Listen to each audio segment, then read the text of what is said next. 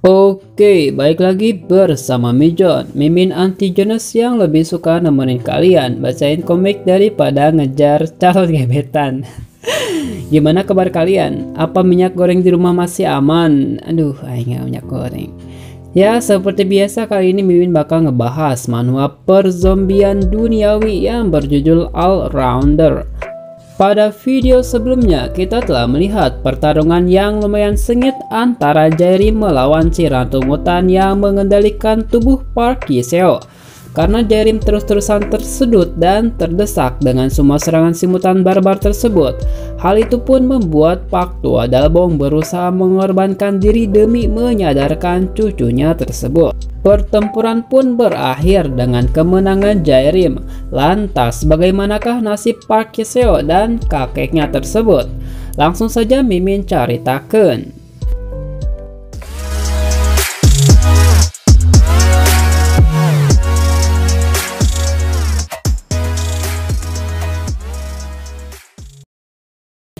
Chapter dibuka dengan Jairim yang terbangun dari tempat tidurnya setelah terkapar cukup lama setelah pertarungan tersebut.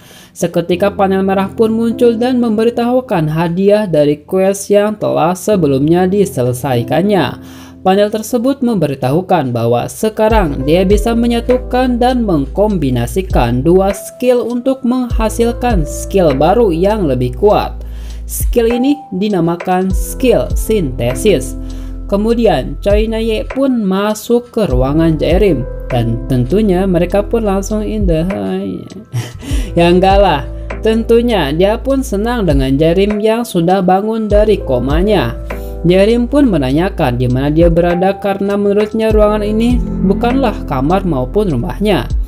Choi Na-ye pun menjawab bahwa dia sedang berada di bangsal atau ruang perawatan yang baru saja dibangun.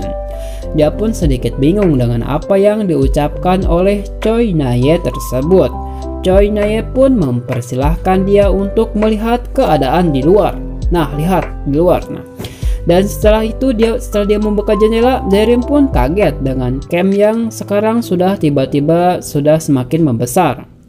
Choi Na-ye pun memberitahukan bahwa dia telah koma selama beberapa bulan. Jairim pun kembali sedikit terkejut dengan semua informasi itu. Choi Na-ye pun meminta izin sebentar untuk memanggil seorang dokter. Beberapa saat kemudian, si dokter pun masuk ruangan tersebut dan menyapa Jairim sekaligus memanggilnya dengan sebutan leader atau ketua. Si dokter tersebut menunjukkan apresiasinya dan terima kasihnya kepada Jairim. Karena atas arahannya tersebut, kawan-kawannya telah membantu banyak orang-orang di sekitarnya dan menyiapkan tempat yang aman untuk mereka bertahan. Setelah itu, si dokter pun mencoba untuk memeriksa keadaan Jairim. Di sini pun kita bisa tahu bahwa si dokter tersebut telah awaken atau terbangkitkan. Si dokter memberitahukan bahwa dia bisa terbangkitkan karena gemstone yang didapatkannya dari Choi Na-ye. Si dokter pun menyarankan dia untuk segera beristirahat selama beberapa hari sebelum menjalankan aktivitas lain ataupun bertarung dengan zombie. Karena telah mendapatkan kesan yang bagus dari si dokter, dia pun kembali mendapatkan skill baru yang bernama skill medicine.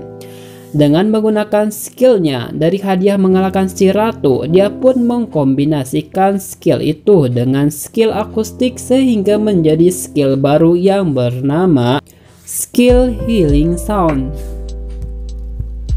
Skill ini mempunyai efek untuk merecovery tubuh dengan sangat cepat sehingga langsung membuat tubuh Jairim seketika langsung segar bugar tanpa harus beristirahat selama beberapa hari sesuai dengan anjuran dokter tadi. Tentu saja hal itu membuat mereka terkejut. Si dokter pun dengan antusias menyatakan kekagumannya atas kemampuan Jairim tersebut. Choi Na-ye pun mengajak Jairim untuk berkeliling melihat keadaan camp dan menyapa semua penghuni baru. Di sepanjang jalan, para penghuni pun menyapa Jairim yang secara sepihak tanpa dia tahu sudah dijadikan ketua dari tempat tersebut. Tentunya dia pun tidak merasa keberatan dengan hal tersebut. Di sini pun Choi Na-ye memberitahukan bahwa Pak Tua Kim sebelumnya telah menemukan jejak dari adanya pembasmian zombie yang diduga dilakukan oleh suatu unit militer. Mereka pun menuju ruang perawatan di mana Pak Tua Dalbong berada. Oke, biar lebih jelas ya. Jadi di camp ini mereka punya dua ruang perawatan atau bangsal. Tadi kan Jairim ditempatkan di bangsal 2, sedangkan yang sekarang yaitu bangsal 1. Jairim pun masuk dan melihat Pak Tua Dalbong dalam keadaan yang masih terperban. Si dokter pun mengatakan bahwa walaupun Pak Tua Dalbong telah melewati masa krisisnya, tetapi saat ini bisa dipastikan bahwa Pak Tua Dalbong tidak bisa berjalan lagi mulai sekarang. Kasihan juga ya. Sedangkan di sebelahnya terdapat Park Ji-seo yang telah terbaring.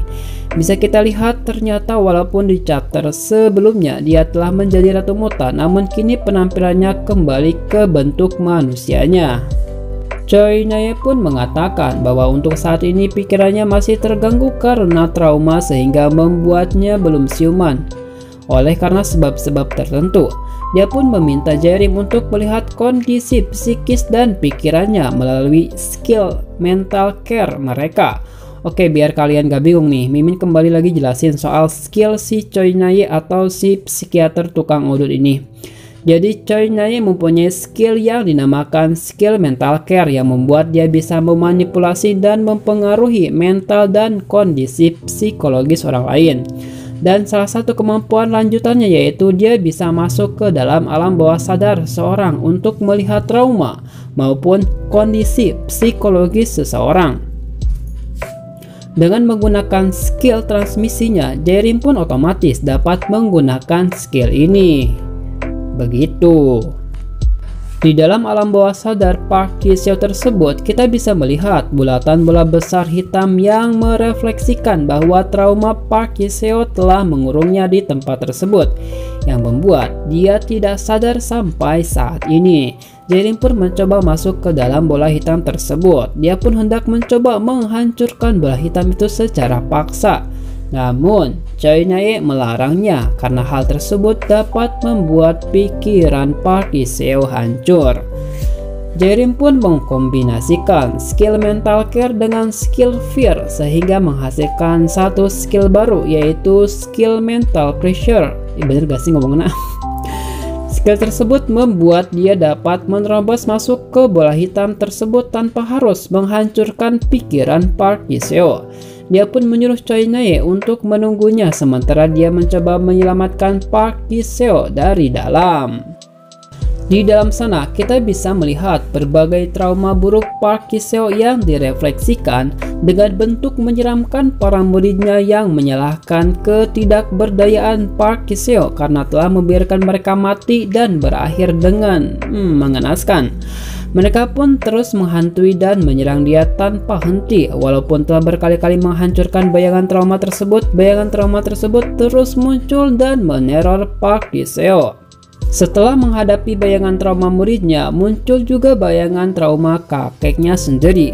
Park Ji-seo, apakah kamu berencana membunuh kakekmu untuk kedua kalinya? Nah, begitulah kata si kakek. Anjir. Dia pun langsung menendang bayangan tersebut sampai hilang. Namun tentu saja hal tersebut tidak akan berpengaruh karena bagaimanapun juga bayangan-bayangan tersebut terus saja muncul dan menghantuinya. Apakah kamu tidak lelah? Lebih baik kamu menyerah saja. Master, seberapa lama kamu dapat membunuh kami? Nah, begitulah kurang lebih bisikan-bisikan para bayangan trauma berbentuk monster tersebut. Karena teror dan bisikan tersebut terus membayanginya, hal ini pun seketika mulai membuat pikirannya lelah dan mulai menggila. Tepat saat itu muncullah kembali bayangan Pak Tua Dalbong yang mengajaknya untuk istirahat dan terlelap dalam kegilaan pikirannya untuk selamanya. Saat dia hampir saja menyerah, secara tiba-tiba muncul sebuah serangan yang langsung menghancurkan bayangan teror tersebut. Tentu saja hal itu pun menyelamatkan Park Ki-seo dari kegilaan pikirannya tersebut, dan ternyata orang di balik serangan tersebut adalah Jae-rim. Dan inilah pertemuan pertama mereka berdua setelah dimulainya wabah zombie dimulai. Tentunya ia pun di sini bertujuan untuk menyelamatkan Park Ki-seo. Namun sebelum itu tentunya Jae-rim juga harus membantu Park Ki-seo dulu untuk mengalahkan teror-terornya tersebut agar mereka dapat keluar dari tempat tersebut. Para monster teror yang merefleksikan trauma Park Ki-seo pun bermunculan. Di sini pun Jae-rim dapat melihat betapa tersiksanya Park Ki-seo saat menghadapi teror-teror tersebut. Jae-rim pun berkata dengan tegas, "Ini bukanlah salahmu, lihatlah mereka. Apakah dalam ingatanmu monster buruk rupa itu adalah teman seperjuanganmu?" Nah, begitulah. Apakah mereka terlihat semenderita itu? Seketika dia pun kembali mengingat bagaimana pengorbanan teman seperjuangannya. Mereka semua berjuang dan mengorbankan dirinya dengan penuh kebanggaan sebagai peseni bela diri yang menjunjung tinggi keadilan, melawan kebatilan, dan sekaligus memusnahkan kezaliman. Ayo ngomong naon ya Allah. Dengan dibantu oleh skill Jae-rim, Park Ki-seo pun akhirnya dapat dengan tegas membusungkan dadanya untuk menghadapi semua trauma dan terornya tersebut. Dia meminta maaf terhadap bayangan teror tersebut dan langsung menghancurkan mereka sembari mengucapkan selamat tinggal terhadap semua trauma dan rasa bersalah yang terus menghantuinya. Dan akhirnya trauma yang mengambil wujud para muridnya pun seketika menghilang. Bayangan para muridnya pun muncul dan kembali menyemangatinya untuk senantiasa melanjutkan hidupnya dan mengemban tekad mereka. Mereka pun berkata, "Kita benar-benar bahagia telah menghabiskan waktu bersama Master, dan kita akan selalu hidup di dalam memorimu selamanya. Maka dari itu, teruslah melangkah dan melanjutkan jalan hidupmu." Nah, begitulah kata-kata terakhir mereka. Memori itu pun perlahan menghilang dengan senyuman bahagia. Dan akhirnya Park Ki-seo pun terbebas dari traumanya tersebut. Park Ki-seo pun berterima kasih kepada Jae-rim, namun tentu Jae-rim menjawab, "Sejatinya yang menyelamatkanmu bukanlah aku, tetapi dirimu sendiri." Nah, begitulah kata Jae-rim. Mereka pun pergi dari tempat tersebut dan menuju dunia nyata. Dan seketika Park Ki-seo pun terbangun. Namun tentunya hal pertama yang dia tanyakan yaitu keadaan kakeknya. Dia pun langsung menuju kakeknya dan melihat keadaannya tersebut. Ketika dia menangis dan menyalahkan dirinya, si kakek pun seketika terbangun. Dia kembali lagi menegaskan bahwa semua yang terjadi dan menimpanya bukanlah salahnya. Dan setelah sekian lama, akhirnya keluarga tersebut pun kembali bersatu. Setelah beberapa saat, Choi Nae pun memintanya untuk menemuinya sebentar. Dia kemudian memberikan catatan Jae-rim kepada Park Ki-seo. Oke, buat kalian yang belum tahu apa isi catatan tersebut, biar lebih paham, monggo kalian lihat video-video sebelumnya terlebih dahulu agar lebih mengerti sama alur ceritanya. Catatan tersebut berisi semua pengalaman mengenaskan Jae-rim dan semua teror yang dialaminya berulang kali yang membuat dia mengalami siklus mati hidup dan kembali tersadarkan setelah terbangun dari mimpi. Setelah memberikan catatan tersebut, dia pun kembali menemui Jae-rim yang sedang duduk sambil mengamati para survivor baru yang kebanyakan para orang tua. Dia pun memberitahukan bahwa mereka telah kehabisan gemstone. Gemstone tersebut telah habis karena selain digunakan untuk awaken atau membangkitkan kemampuan, Choi Nae juga menggunakannya untuk memperkuat alat-alat di sana sebagaimana yang telah dia dengar dari Jae-rim sebelumnya. Dengan begitu, Jae-rim pun memutuskan untuk segera menjelajahi area sekaligus mencari stok gemstone. Namun sebelum itu, Park Ki-seo pun menawarkan dirinya untuk membantu Jae-rim mencari gemstone dan membasmi kumpulan para zombie yang zalim. Mereka pun berangkat menggunakan sepeda motor. Tentunya mereka pun tidak butuh lama untuk menemukan kumpulan zombie. Setelah memarkirkan sepeda motornya, Yiseo pun meminta izin Jairim untuk menghadapi kumpulan zombie tersebut sendirian. Yiseo pun langsung maju dan melesat ke depan. Dia meloncat dan menendang kepala zombie tersebut sampai tewas. Di belakangnya pun ada zombie lidah panjang yang hendak menusuknya dari belakang. Tentunya Yiseo pun dapat menghindari serangan tersebut. Dia pun langsung memberikan ciuman pukulan pada bebenguk zombie mesum tersebut. Tak lupa dia juga menendang banyak zombie dengan tendangan yang sangat cepat dan akurat. Dan sekumpulan zombie pun teratasi. Mereka pun mengambil semua gemstone dan memasukkannya pada inventory. Setelah itu mereka pun berencana untuk melihat bangunan sekitar di tempat itu. Ketika mereka sampai di dekat salah satu bangunan, perhatian mereka pun teralihkan oleh sesuatu. Di sana terdapat sebuah tulisan yang memberitahukan tempat penampungan atau camp bernama Shield atau perisai. Namun anehnya Jairim pun malah terkejut dengan hal tersebut. Wajahnya pun seolah berkata, "Hah? Shield? Mereka sudah sejauh ini?"